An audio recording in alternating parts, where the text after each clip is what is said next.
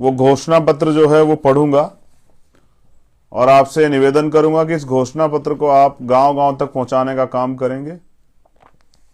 घोषणा पत्र पढ़ने के बाद मैं अपनी दिल की बात आपके सामने रखूंगा। तो हमारी पहला संकल्प है, ये एफिडेविट है जो हम कहेंगे उसको करके दिखाएंगे कि सभी के लिए फ्री शिक्षा और सभी के लिए फ्री इलाज, सभी टेस्ट फ्री, चाहे प्रोफेशनल एजुकेशन हो, चाहे एकेडमिक एजुकेशन हो, चाहे टेक्निकल एजुकेशन हो। पैसे की कमी के कारण किसी नौजवान के सपने टूट ना जाएं, इसलिए सभी के लिए मुफ्त शिक्षा। और पैसे की कमी के कारण किसी का अपना उनसे दूर ना चला जाए, बेहतर इलाज ना मिलने के कारण, इसलिए सबके लिए फ्री इलाज और free test. Azad Samaj party की सरकार बनने पे ये दिया जाएगा। दूसरा, सभी प्रकार के कृषि ऋण जो है वो माफ किए जाएंगे। खाद और बीज सभी किसानों को फ्री दी जाएगी। कृषि में उपयोग होने वाले उपकरणों की खरीद पर 30% सब्सिडी। हर गांव-गांव न्याय पंचायत में कृषि मंडियां बनेगी। सरकार बनने के 30 दिनों के भीतर यह राज्य छुट्टा पशु मुक्त होगा। पशु बाजार को बढ़ावा देकर, यानी एक बाजार से दूसरे बाजार या स्थान या एक राज्य से दूसरे राज्य तक ले जाने की कोई पाबंदी नहीं रहेगी। ये किसानों के लिए है, किसानों की बुनियादी समस्याओं को और उनकी आय दोगुनी करने के लिए। वैसी आय नहीं जैसे प्राइम मिनिस्टर ने फर्जी आय की बात की थी। आय की जगह उनका खर्चा दोगुना हो गया। मैं युवा होने के नाते युवाओं के दर्द को समझता हूं और मैं आपसे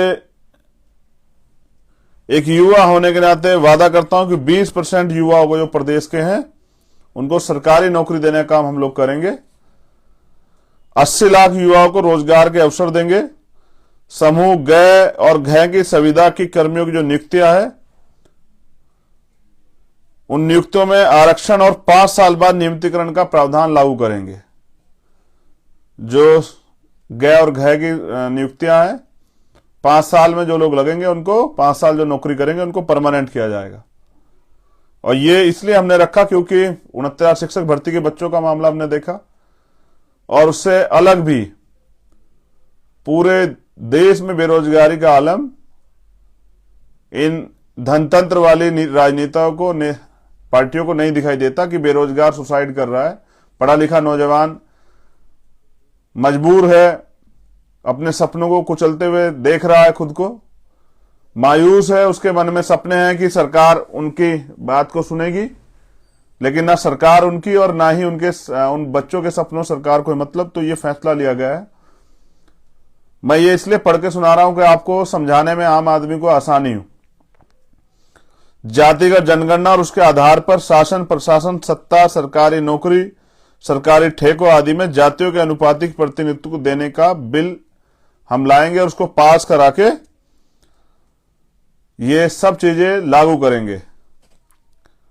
निजी क्षेत्रों में दलित, पिछड़े, आदिवासी और अल्पसंख्यकों को युवा योजना के तहत 85% आरक्षण लागू करेंगे। दलितों, पिछड़ों और आदिवासियों के लिए प्रमोशन में आरक्षण के बिल लाएंगे और सभी बैकलॉग वैकेंसियां जल्द से जल्द भरी जाएंगी। और यही मेरी सबसे बड़ी लड़ाई है कि जिस तरह से प्रमोशन में रिजर्वेशन का ये खत्म किया गया और खून के आंसू रोए हमारे अधिकारी कर्मचारियों ने, और एससी जैसी पोस्ट पर बैठा हमारा अधिकारी जो है वो जेई बन गया, एसडीओ बन गया, इस तरह की जो है हालात बनी। तो मैं समझता हूं अब रोने से काम नहीं चलेगा, अपनी लड़ाई को मजबूत करना पड़ेगा। तो 85% बहुजन समाज के लोगों से मेरी मांग है कि अंधविश्वास, पाखंडवाद पर आधारित कुछ भी हमने नहीं रखा है। हमारा एक ही संकल्प है, बहुजन हिताय बहुजन सुखाय। और एससी, एसटी, ओबीसी, माइनॉरिटी करो विचार, कब तक सहोगे अत्याचार। एक योजना है हमारी बेटी योजना के तहत 18 से 25 वर्ष की जो महिलाएं हैं, चाहे वो दलित समाज की हो, पिछड़े समाज की, आदिवासी और चाहे वो अल्पसंख्यक वर्ग की बेटियां हो, उनको पढ़ने के लिए सालाना 18,000 रुपए दिए जाएंगे। एक योजना हमारी आएगी बहन योजना, उसके द्वारा 26 से लेकर 50 वर्ष की बहनों को सालाना 6 गैस सिलेंडर मुफ्त तथा 12,000 रुपए दिए जाएंगे। और जो इनसे ऊपर हैं, माँ जो है, उन माँ उनका नाम, उस योजना का नाम माँ ही है। उस योजना के तहत इन वर्ग की महिलाओं को सालाना 18,000 रुपए दिए जाएंगे। और ये हमारा प्रयास है एक महिलाओं को सशक्तिकरण के लिए, कि वो दोहरी गुलामी की जिंदगी जो इस प्रदेश में जी रही हैं, एक तो वो अधिकारों की वजह से गुलाम है, दूसरा वो इस देश में अपनी मर्जी से कुछ भी नहीं कर सकती, इसलिए भी वो दोहरी गुलामी जो झेल रही हैं, उन बहनों माताओं को सशक्त करने के लिए, क्योंकि डॉक्टर अंबेडकर ने कहा कि किसी भी महिलाओं की, किसी भी प्रदेश की, देश की तरक्की में उस प्रदेश, देश में रहने वाली महिलाओं की तरक्की से मापता हूं। और समाज के लिए भी उनका यही उदाहरण था। इसलिए बहनों को, बच्चियों को और माओं को सशक्त करना पड़ेगा। एक बेटा योजना हमारी है। बेटा योजना के तहत दलित, पिछड़े, आदिवासी और अल्पसंख्यक वर्ग के 18 से 25 वर्ग के हर युवा को एक लैपटॉप और 18,000 रुपए सालाना वजीफा दिया जाएगा।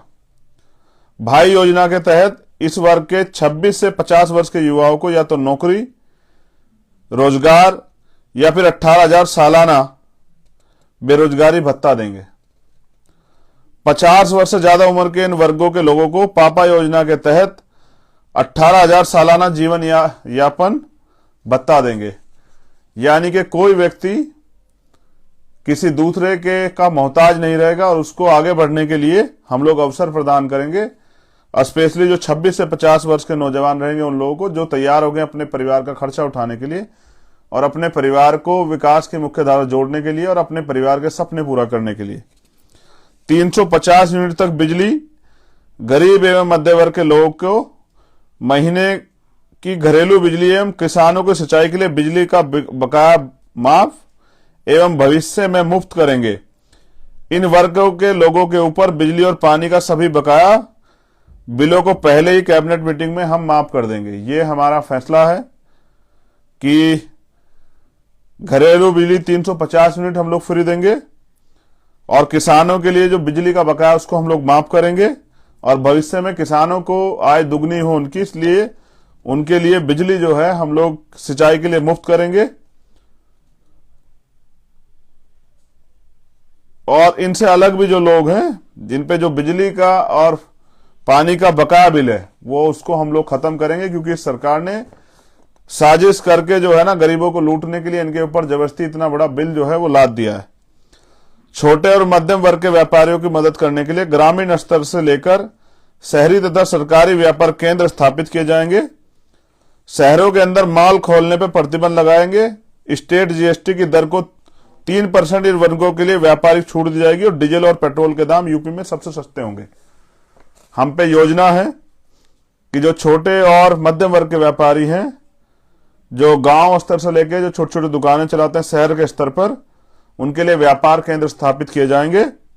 और जो मॉल, छोटे व्यापारियों की हत्या करने के लिए जो मॉल सिस्टम खड़ा किया गया है और छोटे व्यापारी जो बेबस हो गए हैं, अपना परिवार भी नहीं चला पा रहे हैं, उनके ऊपर जो ये मॉल की वजह से जो उनका नुकसान हो रहा है, तो मॉलों को शहर के अंदर प्रतिबंध करेंगे। जीएसटी की दर में 3% की छूट करेंगे, जिसके और डीजल और पेट्रोल के दाम यूपी में सबसे सस्ते होंगे। ये मेरा आपसे वादा है।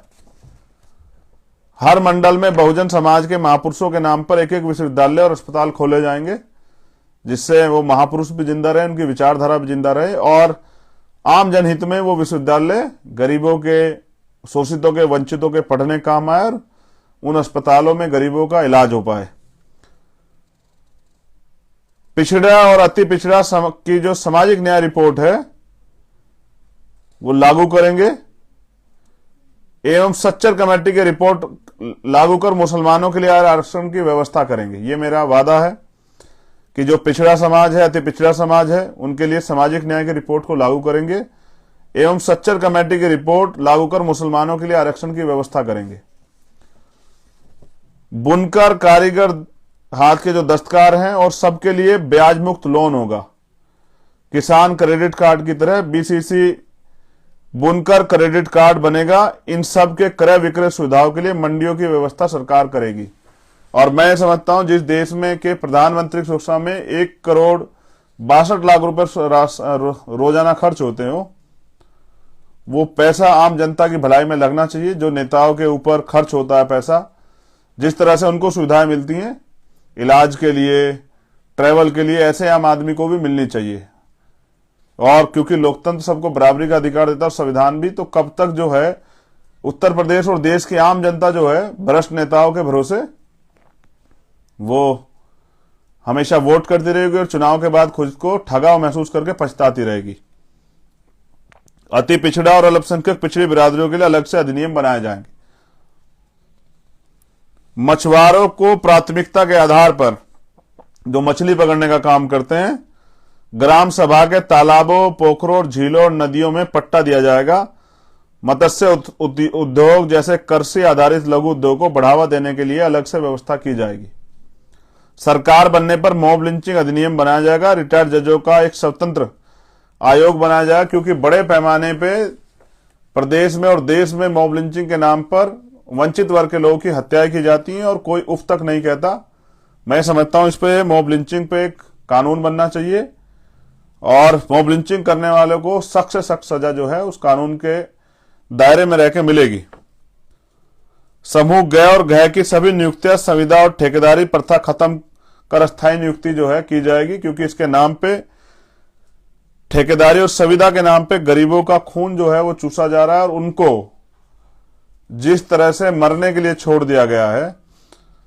मैंने ये फैसला इसलिए लिया क्योंकि मैं गया था नोएडा और वहां पर सफाई कर्मचारी काम करने वाले हमारे समाज के, बहुजन समाज के भाइयों की सीवर में जाने से डेथ हुई थी। संविदा और ठेकेदारी सभी सफाई कर्मचारियों को नियमित किया जाएगा, पहली कैबिनेट में ही। दूसरा, सीवर लाइन के अंदर सफाई करते हुए सफाई कर्मचारी की मृत्यु होने पर शहीद का दर्जा दिया जाएगा। ये दर्द है मेरा, क्योंकि जैसे जवान होता है, जैसे किसान होता है, और वैसे ही इस देश की सफाई के लिए मेरा समाज जो बड़े पैमाने पे काम करता है उसकी जीवन सुरक्षा जरूर है। और वो अगर इस देश के अंदर की गंदगी साफ करने के लिए बलिदान देता है तो उसको शहीद का दर्जा मिलना चाहिए और वो शहीद वाली सुविधाएं भी सारी मिलनी चाहिए। लेकिन अगर हम रहेंगे तो मैं समझता हूं कि फिर बिना जो इक्विपमेंट्स हैं सुरक्षा के, उनके बगैर कोई भी काम जो है सफाई कर्मचारी वर्ग को नहीं मिलेगा, और वो भी नियमित नौकरी के तौर पे, ना कि ठेकेदारी और संविदा के तौर पे। और ये मेरा दर्द है। मैंने पूरे देश में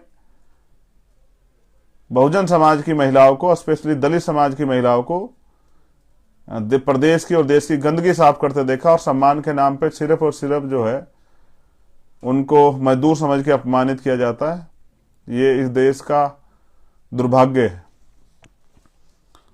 प्राय देखा गया कि पूर्ववर्ती सरकारों द्वारा उत्तर प्रदेश के खिलाड़ियों की उपेक्षात्मक रवैया झेलना पड़ता है, जिसके लिए आजाद समाज पार्टी ने तय किया ग्रामीण स्तर पर खिलाड़ियों की प्रतिभा को निखारने के लिए ग्राम स्तर पर छोटे छोटे स्टेडियम बनाकर उसमें कोच की नियुक्ति कर खिलाड़ियों की प्रतिभा को निखारने का काम करेंगे, तथा राष्ट्रीय और अंतर्राष्ट्रीय स्तर पर पदक लाने पर खिलाड़ियों को अलग से सरकारी नौकरी में कोटा तथा स्कॉलरशिप की व्यवस्था करेंगे। महंगाई की मार को देखते हुए सभी टोल उत्तर प्रदेश में फ्री किए जाएंगे। और मैं समझता हूं जब नेताओं की गाड़ी फ्री जाती है, अधिकारियों की गाड़ी फ्री जाती है, तो आम जनता को ही जब वो रोड टैक्स देते हैं, सेस देते हैं, तो फिर वो टोल टैक्स क्यों दे। इसलिए सभी टोल टैक्स जो हैं वो फ्री किए जाएंगे। आंगनबाड़ी भोजन माताओं की सैलरी 10,000 कर उन्हें नियमित किया जाएगा। आंगनबाड़ी में जो बहनें काम करती हैं और भोजन माता का काम करती हैं, उन सभी बहनों माताओं की सैलरी जो है वो 10,000 रुपए करके उनको नियमित किया जाएगा। भूमि व्यवस्था में सुधार कर स्वामीनाथन आयोग की रिपोर्ट लागू की जाएगी। और ये एक बहुत ऐतिहासिक कदम जो है होगा वंचित वर्ग के लिए, कि पहले भी इस पे प्रयास हुए हैं। बहुत बड़े पैमाने पे 200-200 बीघे, 300 बीघे सभी ग्राम सभाओं में बंजर भूमि पड़ी हुई है, और उसका आवंटन जो है वंचित वर्ग के लोगों में होना चाहिए, जिससे कि वो लोग उस भूमि के जरिए उनको रोजगार प्राप्त हो, उनकी आर्थिक स्थिति मजबूत हो, और वो अपने खुद को वो जो है ना खेती किसानी से जोड़ के और विकास की मुख्य धारा में वो भी शामिल हो सके, उनके बच्चे भी उन सुविधाओं का लाभ ले सके जैसे दूसरे लोग ले रहे हैं। सभी सरकारी विभाग में नियुक्ति संविदा कर्मचारियों की स्थायी नियुक्ति की जाएगी। सभी सरकारी विभाग में नियुक्त संविदा कर्मचारियों की स्थायी नियुक्ति की जाएगी। और आखिरी है, किसानों को सशक्तिकरण के लिए एमएसपी कानून लाएंगे एवं गन्ना किसानों को भुगतान 10 दिन के अंदर भुगतान की व्यवस्था करेंगे तथा 10 दिन में भुगतान न होने पर संबंधित मिल पर पेनल्टी तथा उचित कार्रवाई की जाएगी तथा गन्ना मूल्य 500 रुपए क्विंटल किया जाएगा तथा बंद पड़े चीनी मिल तत्काल रूप से चलाए जाएंगे। ये मेरी 22 प्रतिज्ञा, संकल्प और मेरा एफिडेविट है।